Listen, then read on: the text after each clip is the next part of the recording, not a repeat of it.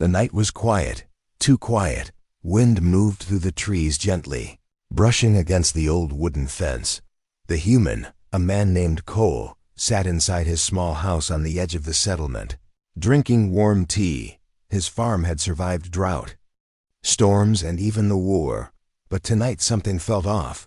Then he heard it, a soft rustling outside his window, near the garden. He put down his cup slowly, stood up, and reached for his old rifle. Cole didn't like using it, but he didn't like thieves either, especially when food was short this season. He moved carefully through the door, his boots crunching lightly on the dirt path. The moonlight was faint, but it was enough to see movement near the lettuce row. He raised the light and froze. A figure crouched low, arms full of vegetables. Not an animal, not some hungry raccoon or rodent. It was a person, no, an alien woman. Her skin was light blue, her clothes torn and dirty. Her eyes locked onto his, wide with fear. She took one step back, ready to run, but then something inside her broke. She dropped the food and fell to her knees. "Please, don't shoot," she said in a shaking voice. "My children. They haven't eaten." Cole blinked, confused. He had seen aliens before, of course, especially after the ceasefire, but none dared to enter human lands, not since the border rules were made clear. This one looked nothing like a soldier. She looked like a mother. Cole didn't lower the rifle right away. "Who are you?" he asked firmly. "My name is Rilke," she said, tears forming in her eyes. "We had a home. The war took it, and now I have nothing." She pointed behind her, toward the thick bushes at the edge of the farm. Cole followed her gaze, then saw them, two small heads peeking out, barely visible, tiny alien children, eyes glowing faintly. In the dark, holding each other close, Cole's jaw tightened. He had every right to report her, maybe even scare her off, but something about the way the children looked at him made his hand lower. "Why didn't you just knock?" he said finally. Rilke shook her head quickly. "I thought you'd kill us or sell us." Cole sighed deeply and looked at the scattered food on the ground. He had enough for himself, barely, but he wasn't heartless. "Pick it up," he said. "All of it." Rilke scrambled to collect the vegetables, fear in every movement. "But listen," Cole said, his voice sharper now. "You steal again, and I won't be so kind." Rilke nodded quickly. "Yes, I understand." "Bring your kids," Cole added. "They're not sleeping in those bushes again." She stared at him, unsure if it was a trick, but he had already turned away, walking back to the house. She looked back at the children and gave them a nod. They came out slowly, walking on thin legs, each one looking no older than 6. Rilke led them toward the house, clutching the food like it was gold. Cole didn't say another word. He pointed to the tool shed, opened the door, and threw an old blanket inside. "You sleep here," he said. "Warm, dry, and no more stealing." Rilke bowed deeply. "Thank you. Thank you so much." He shut the door gently behind them, then walked back to the house. Inside, he sat back down and stared at his cold tea. What had he just done?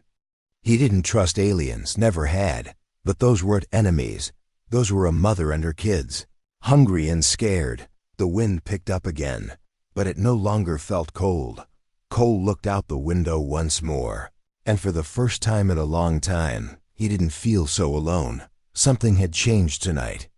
He didn't know if it was a mistake or something else, but deep down, he knew one thing: that woman was hiding more than just hunger, and whatever it was coming soon. The moon hung low in the sky, watching silently as morning came. Cole stepped out of his house and looked toward the tool shed. It was quiet, not a sound came from inside. He walked over and slowly opened the door. Inside, Rilke and her 2 children were curled up together on the blanket. They looked peaceful too. Peaceful, like people who had finally found a moment of safety after many hard nights. Cole didn't speak. He simply left a small basket of bread and water at the door, then went back to tend his crops. By noon, the alien woman appeared again. She walked up to Cole while he was checking the tomato plants. Her eyes were lowered, hands held together. "Thank you," she said softly. "For last night, for food, for shelter."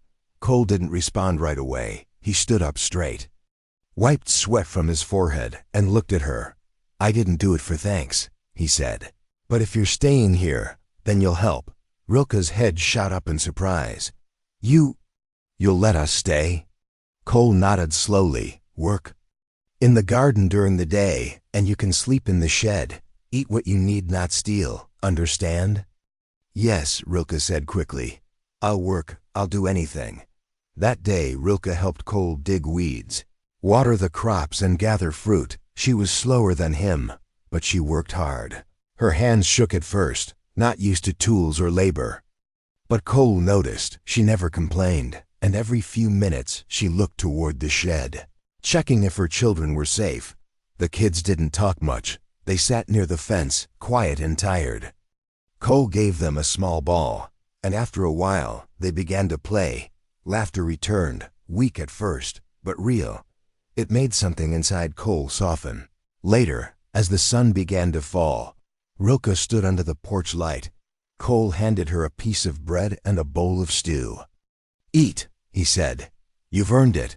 Rilke took the bowl with shaking hands. "I used to live in the city," she said, her voice low. "Before the war burned everything." Cole sat beside her, still silent. "My husband," she continued. "He was taken by the draft, never came back. I ran with the children, hid in ruins, stole when I had to."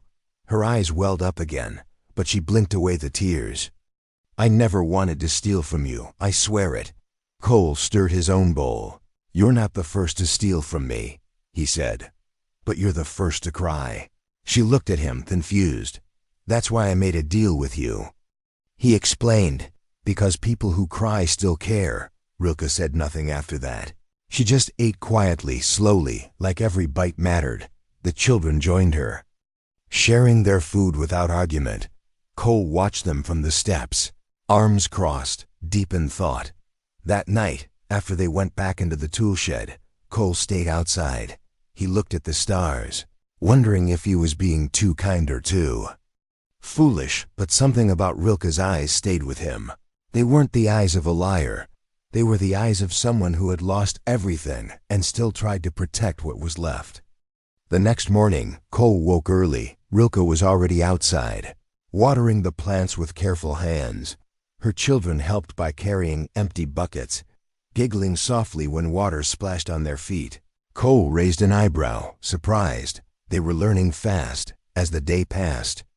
He taught Rilke how to plant new seeds. She listened closely, repeating his words like lessons from long ago. In return, she showed him how to use crushed leaves to keep bugs away, a trick she learned on her homeworld before they came to Earth. Cole realized something else then. Rilke wasn't just smart, she was strong. Not in the way soldiers were strong, but in the way mothers are. Quiet strength, stubborn and patient. That night, as the stars returned and the moon lit the fields, Cole walked past the tool shed one last time. He paused when he heard a lullaby. Rilke's voice, soft and slow, singing in a language he didn't understand, but it was beautiful. He stood there for a moment, listening, then turned and walked away. For now, things were peaceful, but in his gut, Cole knew peace never lasted long, and Rilke was still hiding something. The sun rose slowly over the hills, painting the sky with soft orange light. Cole walked out of his house, stretching his arms and breathing in the cool air. The garden looked calm, rows of green stretching out across the soil, but something felt different today, something quiet but heavy in the air. He looked toward the tool shed. Rilke and the children were already awake. The two little ones were playing beside the fence with small sticks, pretending to be warriors. Rilke was kneeling in the dirt, planting new seeds like Cole had shown her. She glanced up at him and gave a tired but grateful smile. Cole nodded once and began his own work, but his eyes kept drifting back to the children. They were too thin, their arms too small, eyes too big. Even after 3 meals and shelter, they looked like shadows of what children should be. he wondered. Just how long they had been on the run. Later that day, Cole repaired the old water pipes near the shed. While working, he heard giggles from inside, curious. He pushed the door open and peeked inside. The children had found an old toolbox and turned it into a play chest. They were wearing his spare gloves like hats and swinging tiny hammers like swords. Rilke sat in the corner, smiling softly, but when she saw Cole, her smile faded for a second, just a second. It was quick, but Cole saw it. After dinner that night, Cole lit a lantern and sat on the porch. He heard soft footsteps approach, and then Rilke stood beside him, holding a cup of water. "Your children seem happier," he said without looking up. "They are," she replied quietly.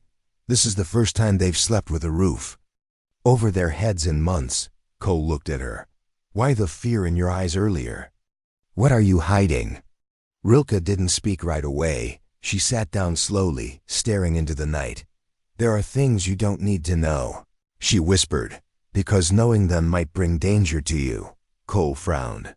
"That's not a real answer." Rilke looked at him then, her eyes hard, tired, and deep. "My children, they are not just hungry," she said. "They are hunted." Cole sat still, his heart beating slower. "Hunted by who?" he asked. Rilke turned away. "The same people who destroyed our home, who burn forests and erase names, who think mercy is weakness." Cole tightened his grip on the cup. He didn't like this, not at all. He had invited trouble onto his land, and now it had faced 3 faces. But still, when he looked at the kids, he didn't see enemies. He saw little ones who had nothing but a mother doing her best. That night, he heard scratching outside his window. He sat up, grabbed his flashlight, and stepped outside with his rifle. At first he saw nothing, only shadows and wind. Then he noticed deep claw marks on the bark of the tree closest to the shed. They weren't there the day before. He rushed to the shed, threw the door open. Rilke was sitting with her arms around her children, wide awake. "You heard it too," she said without surprise. "What is it?" Cole asked. She shook her head. "I don't know what they call it in your language," she whispered. "But they follow us. Always. They can smell us when we're weak." Cole shut the door and stood outside, his rifle aimed at the trees. Nothing moved. But the air had changed again, colder, heavier. The next day, Cole found more scratches. Some on the fence, some near the back gate. He didn't tell Rilke. But he saw the way she kept looking over her shoulder while she worked. She knew, as the children played with stones in the dirt. One of them, Sorry, the younger one, came running toward Cole. He tugged at his pants and pointed. "There's a light in the trees," he said in a small voice. "It blinks like eyes." Cole grabbed his scope and scanned the tree line. Nothing. But he had a bad feeling now crawling up his spine. That night, he placed extra locks on the doors. He loaded every bullet he had and kept the rifle beside his bed. He couldn't sleep. Not with blinking lights in the woods, claw marks on trees, and the heavy silence pressing down on his land. He had made a deal under the moon, but now he feared what kind of price might come with it. Something was coming, and it wasn't just hunger or cold. It was watching, waiting, and maybe even closer than he thought. The morning was colder than usual. Even the birds were quiet. Cole stood on his porch, watching the trees across the field. He hadn't slept much again. Rilke came out of the tool shed with her children, trying to smile. But Cole could see the dark rings under her eyes. She was scared, and so was he. He just didn't say it out loud. After breakfast, Cole picked up his tools and told Rilke, "I'll check the fence." She nodded too quickly. "Be careful," she whispered. Cole walked toward the edge of the woods, but he wasn't going to fix the fence. He wanted answers. He wanted to know what she was hiding out there. The forest was thick and full of shadows. He moved slowly, listening to the wind. There were no sounds of animals. No birds, not even insects. It was too quiet. After walking for 20 minutes, Cole saw something strange. A trail, small prints in the mud, leading between the trees. Not animal prints, and not children's either. He followed them, one hand on his rifle. Then he saw it. a narrow cave almost hidden under thick roots and vines. The entrance was just big enough for a person to crawl through. There were broken sticks around it, as if someone came here often. He crouched low and looked inside, and that's when he saw movement, a hand, pale and weak, reaching for a bowl. Then the face thin, bruised and scarred, an alien male, with the same blue skin as Rilke, but older. His chest rose slowly, struggling for each breath. He was dying. Suddenly, a sound behind Cole made him spin around. It was Rilke standing there, eyes wide with fear and sadness. "You weren't supposed to see him," she whispered. Cole stood up, his voice cold. "Who is he?" "My mate," she said, stepping closer. "The children's father." Cole stared at her, stunned. "You told me he was gone." "I didn't lie," she said quietly. "He was taken by the war, left for dead. I found him weeks later, hidden in a ruined camp." She looked back at the cave, tears in her eyes. "He can't move much. His wounds never healed right." "Why didn't you tell me?" Cole asked. "Because you would have turned us away," Rilke said. "You helped us out of kindness. I didn't want to lose that." Cole looked down, his hands shaking slightly. He felt anger, betrayal, but also something else, a strange respect. "You've been feeding him?"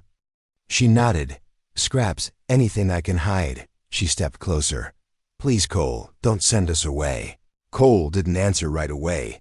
He walked past her, knelt beside the injured male, and looked at his wounds, old plasma burns, poorly treated. "This should have killed him," Cole muttered. Rilke knelt beside him.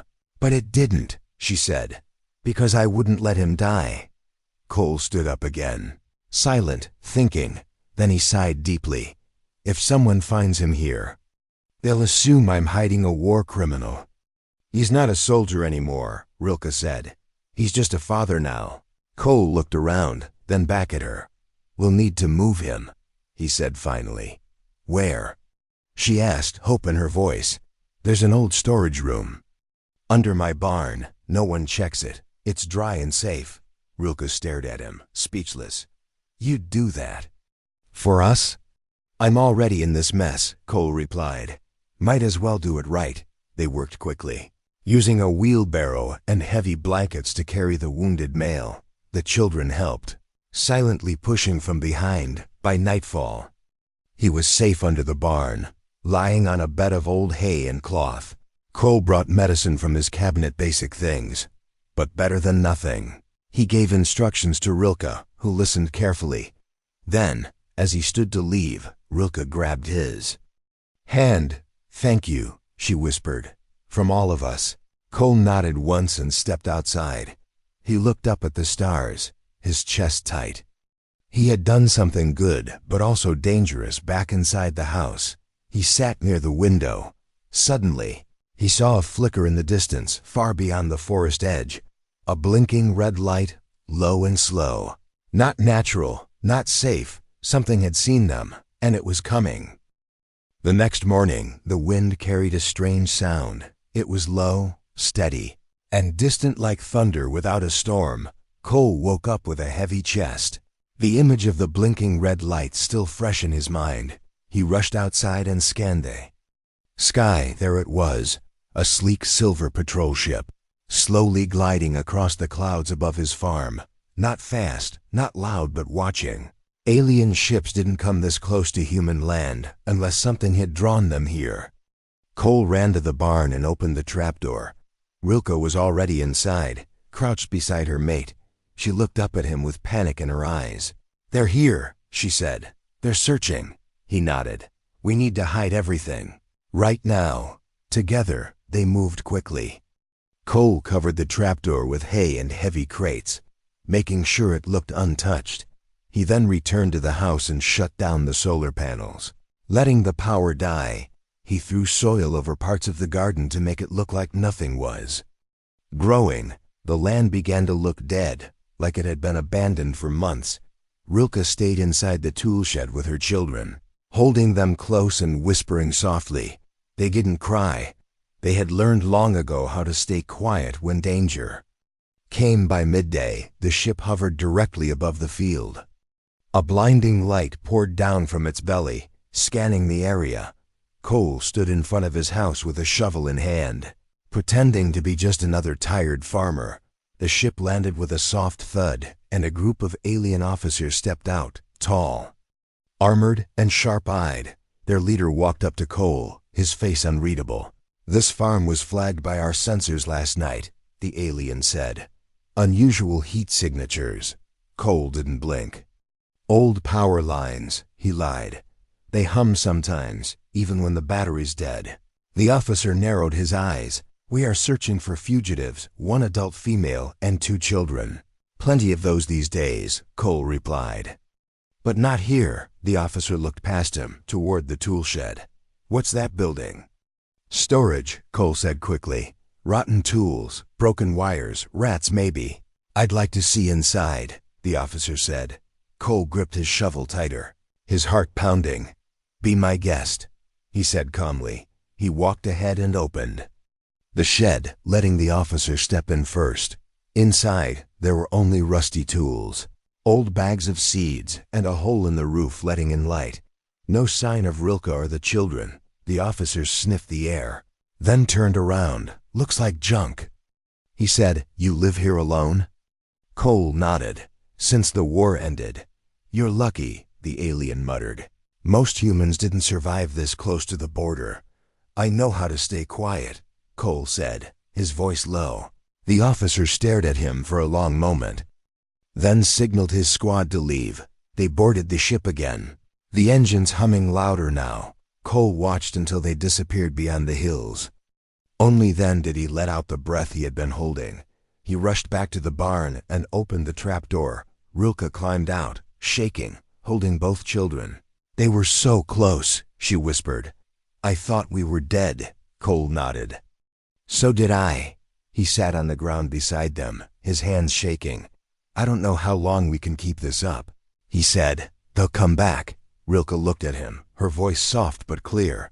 "Then we leave," she said. "We can't keep hiding like ghosts." "Where would you go?" Cole asked. "The forest?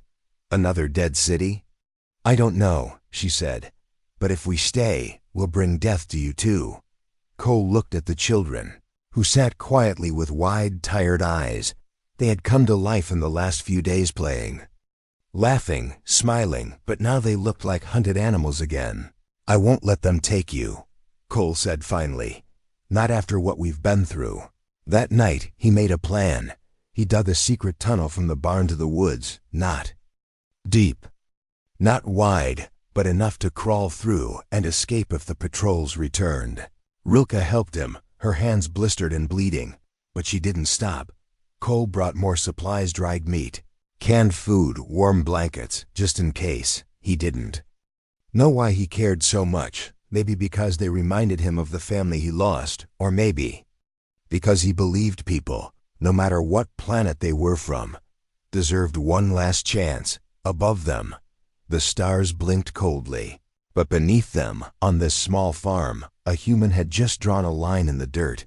He would protect them, no matter what came next. Heavy rain fell from the dark sky. Lightning flashed in the distance, followed by rolling thunder. The wind pushed hard against the trees and shook the old fence around the farm. Cole stood by the barn, soaked to the bone, watching the sky with worry in his eyes. Rilke and her children were in the tool shed, hiding in the corner with blankets over their shoulders. Her mate, still weak, rested under the barn, safe inside the hidden trapdoor. But none of them felt safe anymore. The rain had started suddenly and washed away more than just dirt. It had uncovered the edge of the tunnel Cole had dug. Part of it was now visible near the back of the barn, and that was a problem. Cole grabbed a shovel and began piling wet soil over the exposed area, but the ground was too soft, and the mud kept sliding off. He cursed it under his breath, working faster, heart pounding harder. Then he heard it, a sound he prayed would never return. A deep hum, cutting through the rain, low, cold, mechanical. He looked up and saw the patrol ship coming back. This time it didn't land gently. It came fast and dropped down like a hawk hunting prey. Lights flashed across the fields as the Ship hovered over the barn. Rilke came running toward Cole, her eyes full of panic. "They're here," she cried. "They found us. Get the kids to the tunnel," Cole shouted. "Now!" She turned and ran back to the shed, scooping up the children. Cole opened the barn doors wide and uncovered the trapdoor. Rilke carried her children down, one by one, then helped her mate into the tunnel. The rain soaked them all, but no one stopped. Suddenly, a voice echoed from above. "Step away from the structure and drop your weapon." The aliens had landed, and their lights were now aimed directly at the barn. Cole held his rifle tightly and stepped in front of the open barn doors. "I'm alone," he shouted. "There's no one here but me." An officer stepped forward, tall and armed. "You lied before, human," he said. "We detected movement underground." Cole didn't move, didn't blink. "You must have picked up rats," he said. "Or maybe your sensors are broken." The officer raised his hand and gave a signal. Two other soldiers spread out, one moving toward the shed, the other to the side of the barn. Cole aimed his rifle. "Turn back," he warned. "You take another step, and I shoot. You won't stop all of us," the officer said, stepping closer. "But I'll stop you," Cole said, pulling the trigger. The shot rang through the rain, striking the officer in the shoulder. He fell with a grunt, and chaos followed. One of the other soldiers fired back, blasting a hole through the barn wall. Cole ducked behind cover, heart racing. The rain poured harder, turning the field into mud. Inside the tunnel, Rilke crawled with her children, pushing forward through the wet earth. She could hear the noise above, shouting, shooting, the sounds of fear. Her mate moved slowly behind them, gritting his teeth in pain. "We must hurry," she whispered. "Cole is buying us time." Outside, Cole fired again, hitting the second soldier in the leg. The third one returned fire, burning a pile of tools nearby. Cole ran, slipping in the mud, dodging behind the fence. He was bleeding now, his side burned from a close shot, but he kept going. Then he heard explosions near the barn. The patrol ship had fired at the structure, trying to collapse it. Cole turned and screamed, "No!" But it was too late. The top of the barn cracked and began to fall. The entrance to the tunnel was buried under a pile of burning wood and soil. He fell to his knees, helpless. But then, movement in the trees. Rilke and her children emerged.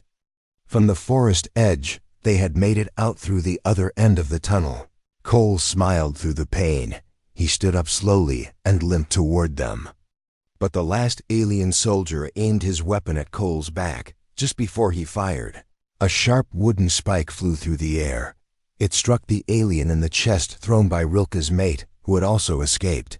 The alien fell, lifeless. The battlefield was quiet again. Only rain and smoke remained.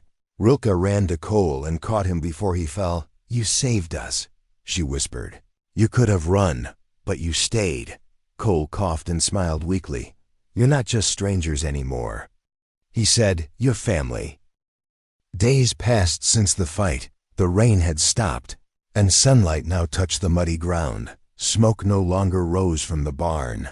Only the smell of wet wood and fresh soil remained. Cole lay on a bed made from hay and blankets inside his house, bandages wrapped around his chest. Rilke sat beside him, gently pressing a cool cloth on his forehead. Her eyes were filled with thanks and worry. "You could have died," she whispered. "But I didn't," Cole replied with a soft smile. "You all made it. That's what matters outside." The children played again. Their laughter floated in the air like music.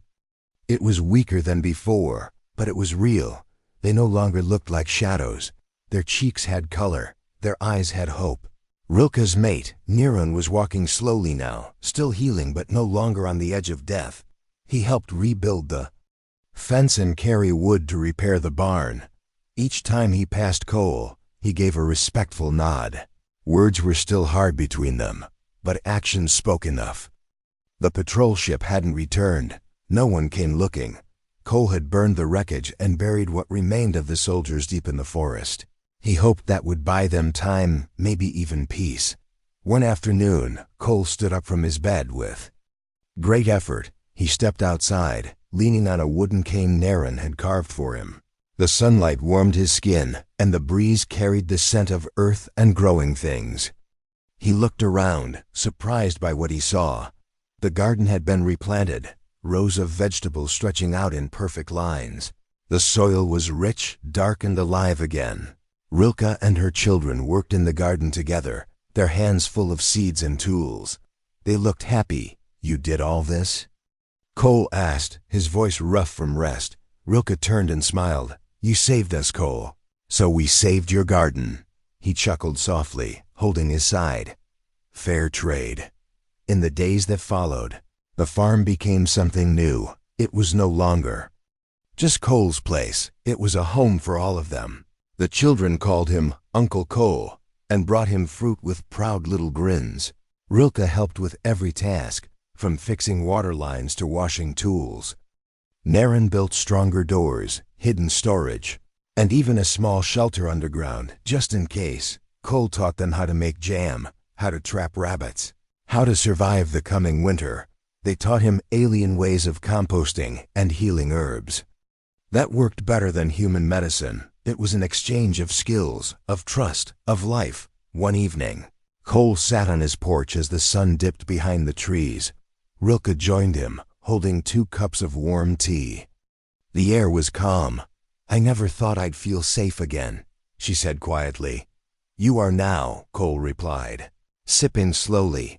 "As long as I'm breathing, this is your home." She looked at him, her eyes shining. "I wish more humans were like you. I wish more aliens were like you," he answered with a smile. They both laughed gently, tired but content.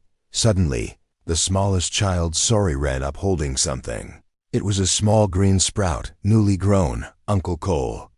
"Look," he said proudly. "It's growing." Cole took the sprout in his hand and nodded. "Yes, little one," he said. "It's growing." That night, under the stars, they shared a meal together. There was no fear in their hearts, only hope. They had fought, they had survived, and now they were building something beautiful. A human, an alien mother, her mate, and 2 children different in blood, but bound by kindness. The farm that once belonged to one man now belonged to a family. The garden was no longer just food. It was a promise that even in a world broken by war and pain, something good could still grow, and it did. With every sunrise, every laugh, every helping hand, the garden grew again.